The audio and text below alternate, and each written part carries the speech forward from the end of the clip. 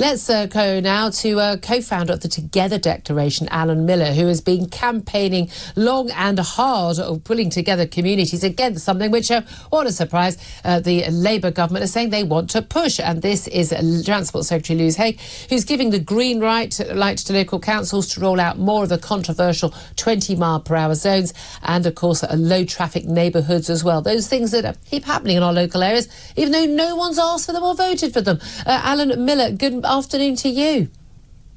Good afternoon, Julia.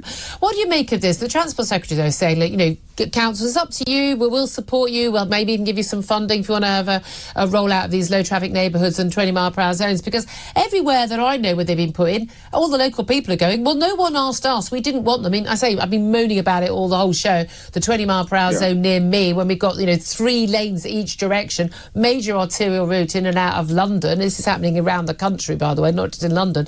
And I mean, no one wanted it. And it's basically just a money-making exercise because so many people end up speeding over 20.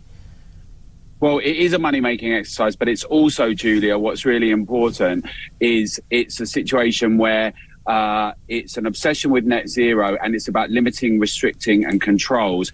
There's a new outlook that says we've got to have these areas and zones that are restricted, that won't have cars. It's a war on cars. It's a war on citizens. Your last segment was really interesting about class. Working class people, people who have to go in vans and other things, are constantly getting impacts, whether they're to do with new so-called clean air zones, which we don't need and we don't want.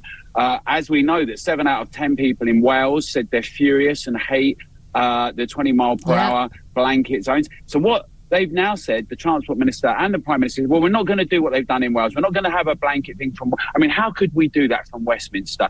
And she's very disingenuously saying we're going to support local authorities. What she then went on to say is she wants to stop the culture war around cars. They're actually amplifying it. And they're going to back it with an extraordinarily large amount of money, of which we and many of your viewers, Julia, quite rightly campaigned and lobbied to get the government to stop funding because so many people were furious about it. But also we've got better things to spend money on. But this is the thing, the decisions are always made by people who live in London, where we've got great public transport when they're not on strike, and who don't rely on a car, as most people in this country do for every aspect of home life and work life.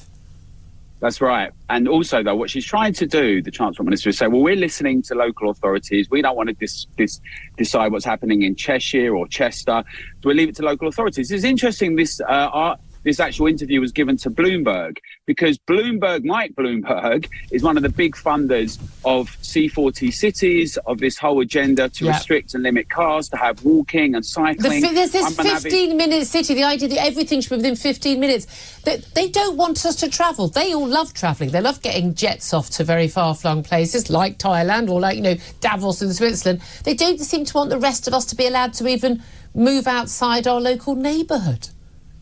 That's right. It's particularly egregious on ordinary working people, everyday people that need to get about around the country. And I think the thing is, that's why at our 3rd anniversary on September the 20th, Julia, we're going to be looking to the year ahead about what we can all do to challenge, to get involved, to have our voices heard, to make sure that local authorities and nationally representatives hear from us all and that we don't just get suffocated with this stuff. Absolutely. And look, and you've led lots of campaigns in local areas and you've had some very good victories and it's proven that when local communities come together, don't let the cycling organisations decide everything. We can actually decide things.